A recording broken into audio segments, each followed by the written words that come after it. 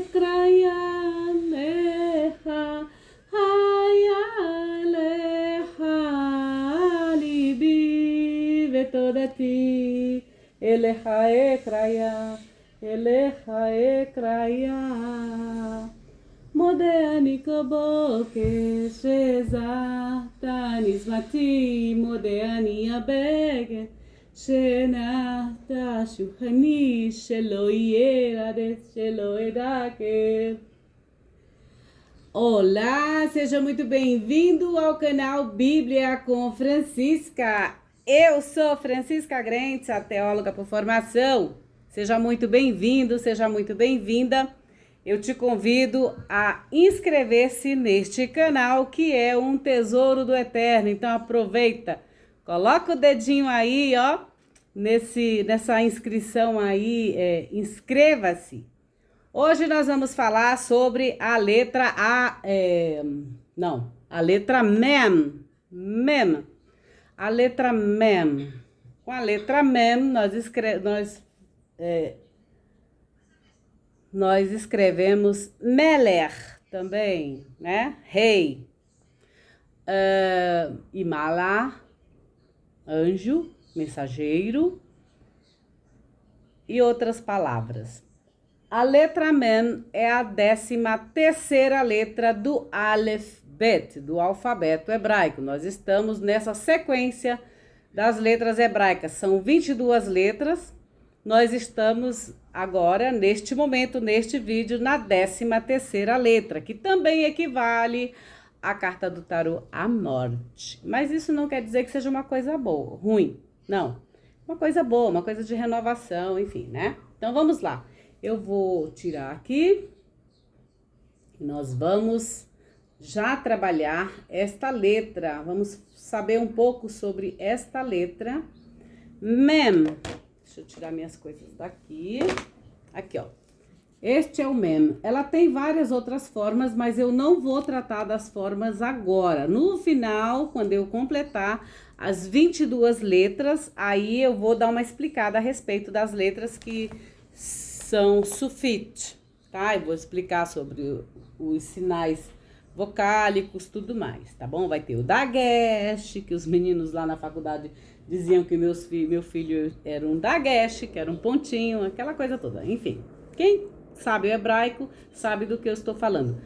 Mas se você ainda não é inscrito aqui no canal Bíblia com Francisca, eu te convido a se inscrever e vir participar desta comunidade digital que cresce a cada dia.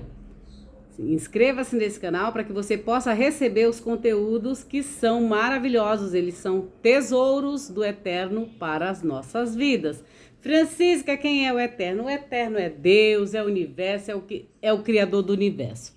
É o que você quiser, mas é o Criador de todos nós, do universo, tá? Então é o Eterno. Eu chamo ele de Eterno, eu chamo ele de Hashem, eu chamo ele de Senhor, tá bom? E o Deus, enfim. Então, a letra Mem, a 13ª letra do Aleph Bet, ela representa a metamorfose. O que é metamorfose? É além da morfose, do amorfo, aquilo que não é amorfo, o que acontece? Há uma transformação. Meta significa sempre além, é uma palavra grega, meta, que significa além, né? E morfose, você sabe que trata-se da forma, né? De como é moldado as coisas, enfim. Bom, ela lembra sempre isso, a metamorfose. Lembra das borboletas, que elas saem do casulo, não é borboleta, aí depois se transformam numa borboleta. Enfim, é uma transformação. Como é que é o nome? Mariposa. Depois se transforma numa borboleta linda, maravilhosa. Meu sogro tinha uma coleção ele gostava dessas. Enfim, meu pai também. Bora lá. O desenho do Mem. O Mem aberto significa o quê? A Torá revelada. Gente, eu não tenho aqui a Torá. Vocês sabem que a Torá são os 5 livros inspirados por Deus e revelados a Moshe Rabbeinu, a Moisés no Monte Sinai. Moisés foi o líder do povo hebreu, tá bom? Então, a Torá revelada, o mem aberto, representa a Torá revelada. Torá são os 5 livros, de Gênesis a Deuteronômio, tá, gente? O mem fechado é a Torá oculta. Eu já falei no outro vídeo para vocês que a Torá, ela tem 4 níveis de compreensão. A primeira parte, que é superficial, que todo mundo utiliza aí, ela é muito superficial e ela é bem pueril, ela é bem assim, bem infantil, tá? É bem para quem tá mesmo começando. Então, é isso. Então, a Torá oculta é o mem fechado. O outro significado desse mem fechado, o que acontece? É como se fosse um período de gestação. Quando você gesta um filho, você gesta um pensamento, você joga o sêmen na terra, né? A semente na terra, nós somos sêmen, né? Então, o que acontece? Você tem 3 possibilidades de gestar alguma coisa na sua vida. Na mente, no útero, quem é mulher tem essa possibilidade de gestar no útero e gestar na terra, no chão, na terra, tá? Então, por exemplo, na mente é o mundo das ideias, você planeja algo na sua mente, depois ela vem o quê? Depois ela fica oculta, que não é nada oculto nesse mundo, para Deus nada é oculto, e nem para quem tem olhos para enxergar. Então, aquilo que você pensa, depois você fala e depois se manifesta, no sentido de que você pensa, você gesta aquilo e depois de um certo período vem para a matéria, vem para o mundo fenomênico, como a gente fala, o mundo da physis, né? O mundo da matéria. Então, não há nada que esteja oculto aqui neste mundo que não venha a ser revelado, né? Tem uma moça, a Cristina, que ela é uma escritora, ela costuma sempre dizer uma frase do Gil Gomes, que ele dizia assim: o Dedê ajuda a esconder, a fazer o mal feito, os erros e tudo, o Dedê ajuda a fazer, mas não ajuda a esconder. Por quê? Não existe nada que esteja oculto. Toda pessoa fala o que ela vai fazer. Às vezes está em oculto, mas ela fala. Por quê? Porque o coração da pessoa fala, a boca da gente fala aquilo que o coração está cheio. Então, não se enganem que as pessoas não observam, né? Às vezes o jeito que a gente fala, alguma coisa que a gente tem, que a gente possui. As pessoas observam muito a vida do... Aliás, observam mais a vida dos outros, né? Do irmão, do que a sua própria. Então, aí, às vezes, fica perdendo um monte de tempo, um monte de energia, se dedicando mais à vida do outro e não à sua, né? Perde um tempo, e tempo é precioso, é vida. Então, o que acontece? A metamorfose, ela começa, né? A transformação começa geralmente na mente, né? Lá no mundo de Platão é o mundo das ideias. Pode observar, você quer... vou dizer uma coisa bem fácil. Você quer produzir um alimento, né? Quer confeccionar um alimento, cozinhar um alimento. Você vai planejar esse alimento, você vai comprar os ingredientes e tudo mais, e depois você vai fazer.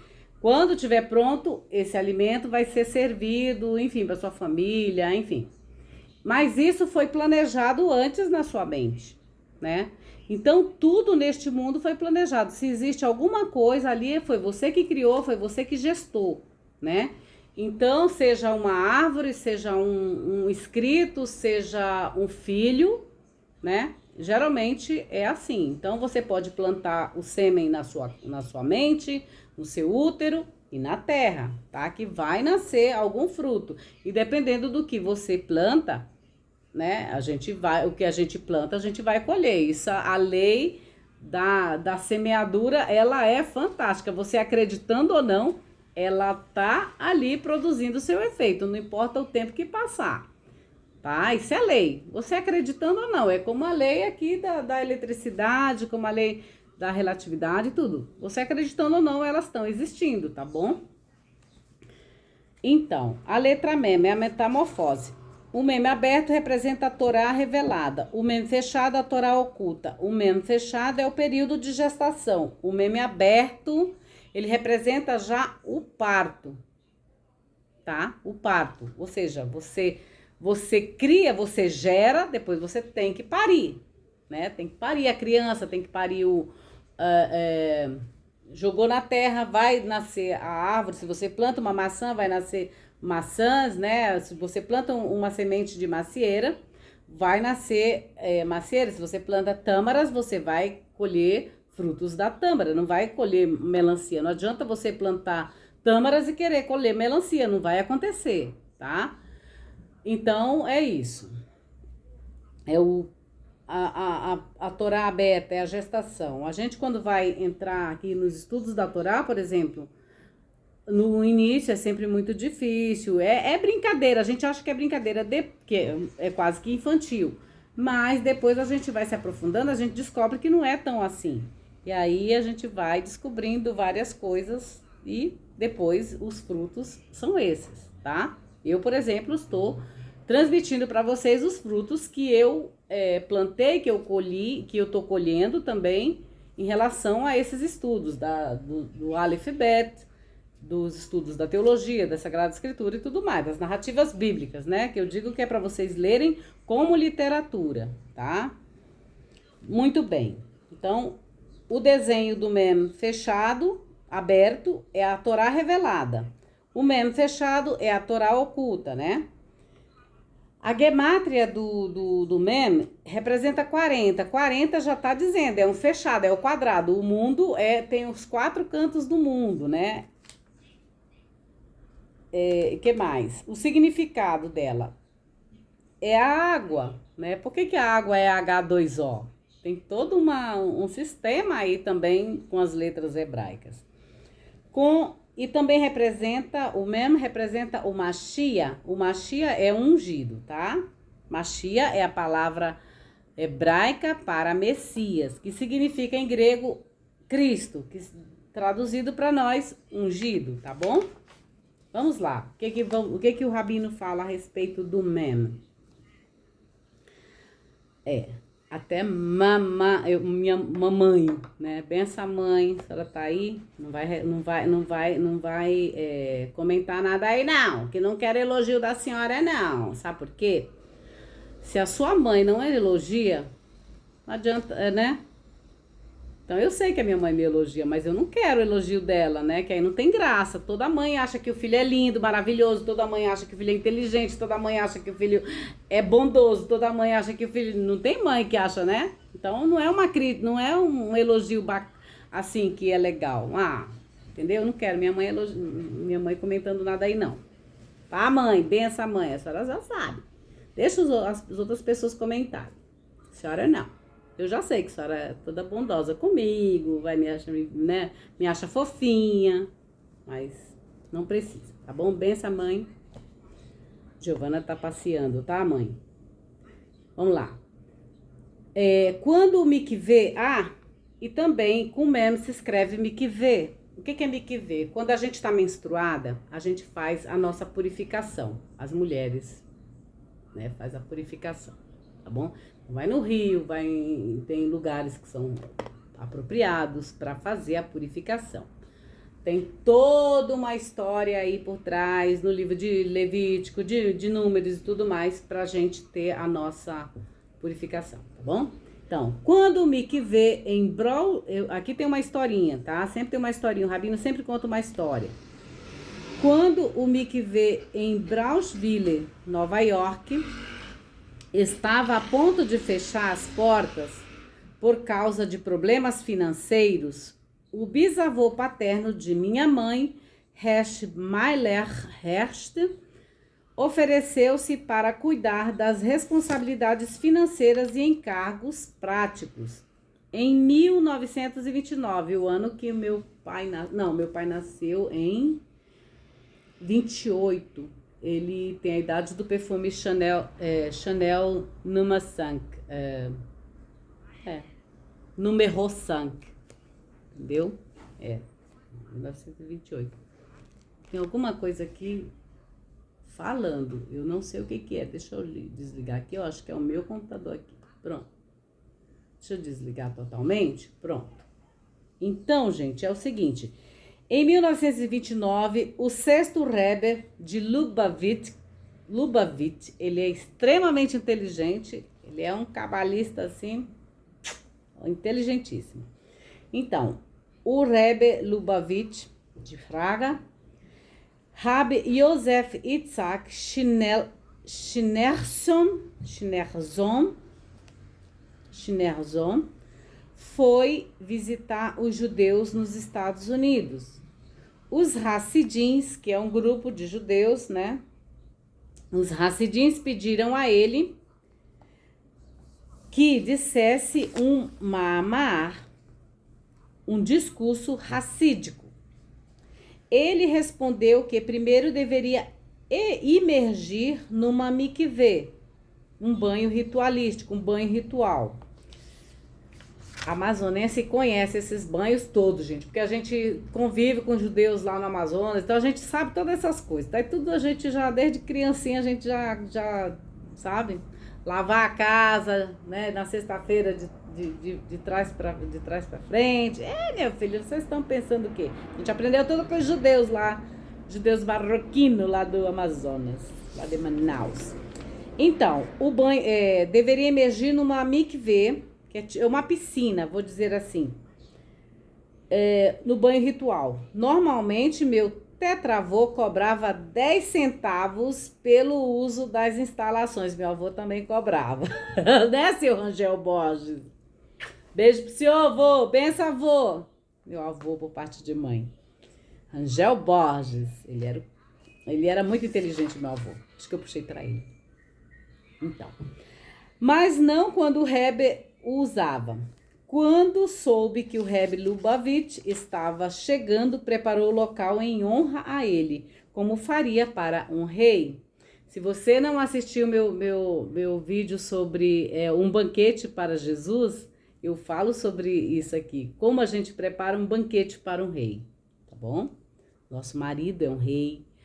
Os sacerdotes também pode ser considerado como rei. Nós somos filhas do rei, né? Filha do rei dos reis, que é o dono do universo, né? Então tem todo esse lado, tá, gente? Ao sair do mikveh, da piscina, de água e tal, o Rebbe entregou-lhe uma nota de $5. Uma grande quantia naquela época. Imagina, em 1929, né? Quanto que não valia uma nota de $5? Naquela época valia muito, né? O Resh Meiler recusou o dinheiro e, em vez disso, pediu uma bênção, uma brachá, né? O Rebbe o abençoou e disse: seus netos se tornarão meus hassidins e estudarão em Tonchei, Temine, na minha Yeshivá. Yeshivá é o lugar onde os judeus, os meninos, se preparam para o estudo da Torá, tá? Yeshivá. Então, vocês estão aqui na minha Yeshivá também, que as meninas também podem ter agora, entendeu? E assim foi. Não, gente, eu não sou judia, não. Mas eu convivi bastante com eles, sei bastante coisa deles. O desenho da letra Mem. A letra Mem é a 11ª letra do Aleph Bet, do alfabeto hebraico. Há duas formas de Mem, o Mem aberto e o Mem fechado, como explica o Talmud. O Talmud é o conjunto de leis, de comportamentos do povo hebreu, tá? É digamos assim, a Torá oral. O Mem aberto representa a Torá revelada e o Mem fechado representa os segredos da Torá. O Arizal, que é um outro sábio, cabalista também, declara o seguinte: é uma mitzvah revelar os segredos da Torá. Então, o que eu estou fazendo aqui com vocês, eu estou fazendo uma mitzvah, um mandamento. Vocês lembram que eu falei no outro vídeo que todos aqueles que se conectam com o Eterno têm a obrigação de transmitir este conhecimento para as outras pessoas, para a próxima geração, tá? Então, é uma mitzvah, revelar os segredos da Torá. Como agora nos encontramos na era messiânica, não somente é permitido, mas é uma, de novo eles estão dizendo, mas é uma obrigação vivenciar uma antecipação dos ensinamentos do Mashiach, que são os segredos da Torá. Este nível de Torá é representado pelo mem fechado. Então, o que eu trago aqui para vocês são segredos da Torá, tá bom? O Rambam, que também é um outro sábio. Gente, eu tô cheia, assim, ao meu redor tá cheio de sábios. Eu fico tão feliz, eu sou tão feliz, eu sou tão privilegiada com isso. Vocês não têm noção, gente. O Rambam, que é um sábio também, israelita, né? Um sábio do povo de Israel, povo hebreu, inicia seu primeiro livro, a Mishneh Torah, com uma seção de leis intituladas Os Alicerces da Torá. Nessa seção ele discute Deus, os Meler, os anjos e os céus, e explica: isso que lhe contei até agora é chamado os segredos da criação e os segredos da carruagem. Vocês lembram que Jacó subiu a escada, uma escada luminosa, né? A escada de Jacó, você já ouviu falar? Ou então as carruagens do rei Ezequias. Vocês lembram? Nós vamos ter tudo isso, gente. Vocês sabem os carros voadores? Tem uns árabes aí, uns franceses, o povo aí, o Elon Musk, esse povo tudo, tá tudo trabalhando para que aqueles carros do rei que tá lá em Ezequiel aconteça. A gente vai ver esses carros voadores. Ou vocês acham que ficou só no Santos Dumont e nos aviãozinhos aí? Não. Tem muitas coisas que esses caras pegam da Torá.